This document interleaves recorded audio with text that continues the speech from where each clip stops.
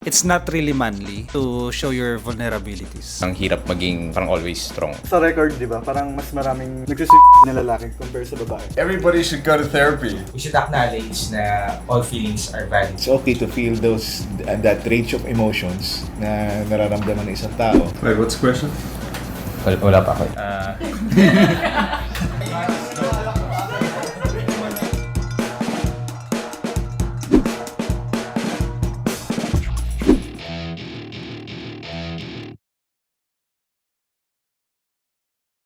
It's not really manly to show your vulnerabilities. It's more like you're the man of the household, you're the head of the household. Na parang dapat hindi ka pwedeng magpakita ng kahinaan kasi sila, sa iyo nila kukunin yung lakas. As for women naman, I think it's okay for them, like, to cry. But that doesn't really dictate if that's a weakness as well. Maybe we just have a different way of coping up with things, kuya.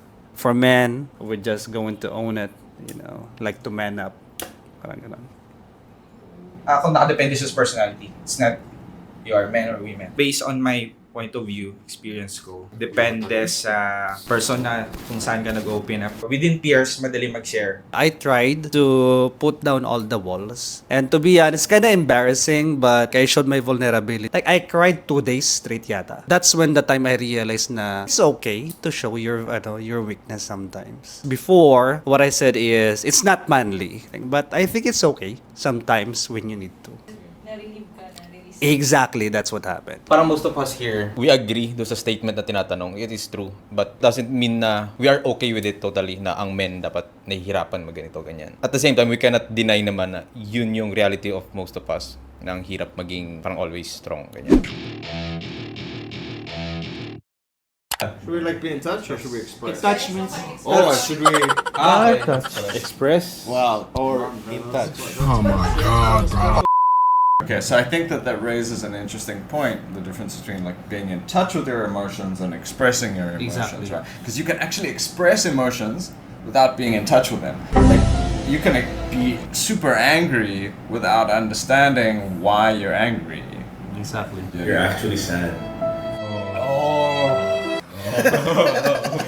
So I feel like identifying what you're feeling is like the first step, right?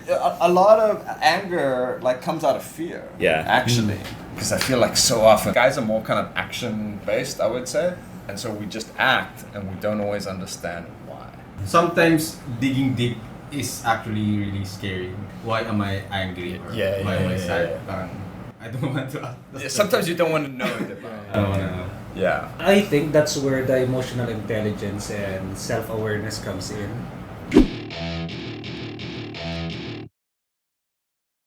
Siguro, first, you have to convince yourself that it's okay.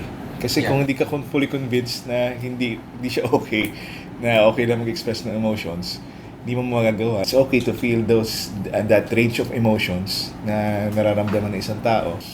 Ang You can go around that, and it's possible. Mas maganda nga yung feeling na I can be free from this. Na okay, ito yung expectations, but I'm going to be free from these expectations, and I'm exerting my own will. So it's very liberating in a way.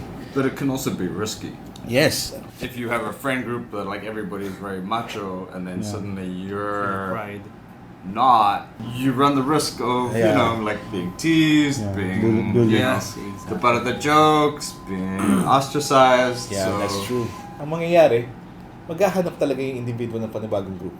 Kasama nga na siguro yun yung pwede natin sabihing painful process because you're letting go.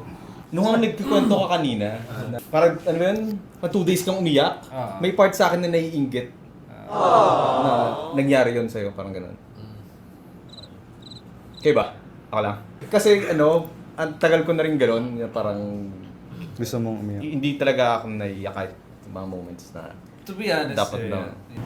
on my, for the 30 years na, yung parang mag-express ng I think it's just like you found the right person. Sa record, di ba, parang mas maraming nagsisuicide na lalaki compare sa babae. Kasi di nila kayang mag-share ng thoughts nila sa ibang tao. Siguro pag na-break yung ganong cycle, maiwasan din yung mga lalaking nagsisuicide. It is crazy how many more male suicides there are versus female suicides. I think it comes back to the different expectations of men and women, right? Like when a woman is going through like a big life problem, she'll get her friends together and they'll all talk about it. What do we guys do? We're just like, okay, now I just need to like knuckle down and like focus on this problem and solve it myself, right? So we shut everybody else off. Even like people who could potentially help us. True. Ang dami pa namang kayang tumulong talaga, hindi lang naghahanap ng tulong. But I think like what guys are actually craving is like intimacy. Right? Like with like male friend relationships, but also with partner relationships. You know, and if you can be like quote unquote real with people, you know, then you can actually get that intimacy and have that kind of connection. Kailangan mo lang talaga humanap ng right friends or yung girlfriend mo is understanding din siya. And when it comes to my girlfriend naman, swerte rin ako sa part na parang kinilig ko lang. Naiintindihan na wala ako sa mood. So, nung nagtatanong na siya sa akin, anong nangyari, anong problema, then, minsan, ayayin niya akong lumabas, gano'n. So, swerte ko lang sa part na gano'n.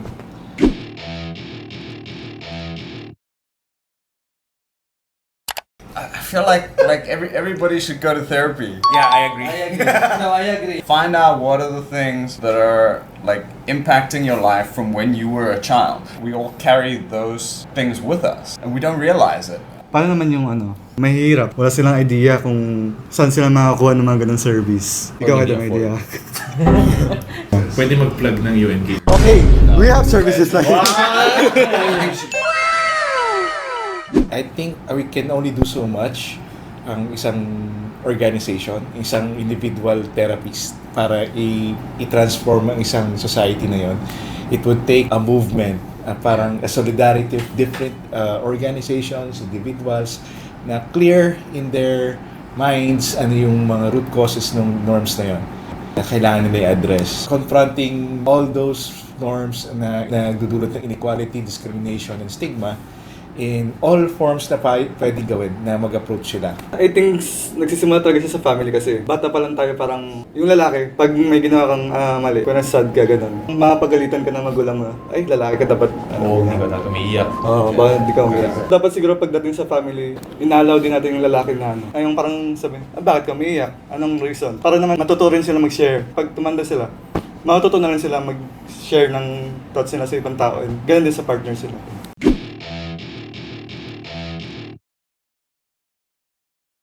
It was a step up in our relationship. I became vulnerable, which is my wife used to do that with her friends pag down siya. So when I'm feeling down, because I became more expressive with my emotions now, so she knows how to comfort me. So yun yung maganda. Sa healthy communication kasi importante yung active listening. Like, you listen not to respond, but to understand.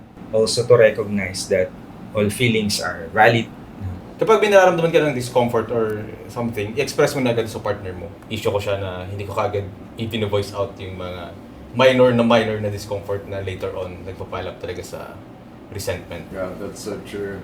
At tingin ko may proper timing ang mga bagay. Ay, hindi agaran din. Recognize that you felt that, pero yung time na receptive sila. May time siya makinig, may bandwidth siya makinig, hindi yung may tinatapos siya, may deadline siya. Siya may papasok. Ang attention, gagatuhan mo pa. Away, yun lalo. Patay. So, timing lang talaga. Timing is everything din talaga. It's about reading the situation as well. Time, place, and manner. Yeah. For me, just the right people na will surround you kasi based on my experience na rin, may mga tao talaga na pag wala ka, doon na yung lumalabas yung katoxican nila. Pag-usapan ka, ganun. So, lalo kang di mag-share ng thoughts mo sa kanila. It takes, parang trial and error na maghanap ng mga totoong tao talaga na hindi maging judgmental. You have to find the people na will support you, be authentic ka, and yung share the values ng will reduce yung sexism, yung discrimination and all. And at the same time, kapag nag-grow ka na, ikaw na yung mag-influence later on. When you express yourself openly and honestly to other people, you're opening yourself up for rejection, but it's also kind of a test for the other person and the relationship. If the person passes, then you know you have a keeper. You know you can put more into that relationship. Yeah. Whereas if they don't, at least you know and you're not keeping on and just putting in energy that like you're never gonna get True. returned on. May nabasa ako ng libro. Parang sinasabi niya, if I tell you what I know, I'm just telling you about something else. I tell you about my feelings. I'm telling you about who I am. Kasi very unique yung feelings mo sa sarili mo. So, yung part ng pagkilala mo ng sarili mo na ito yung feelings ko, kasi na-identify mo, ay, ito pala yung values ko. These are my values. Are these the right values or should I change them? That way, whatever your goal in life is, since you know more about yourself, what your weaknesses, strengths, and all, you'll be able to accomplish yung gusto mong ma-achieve sa buhay mo.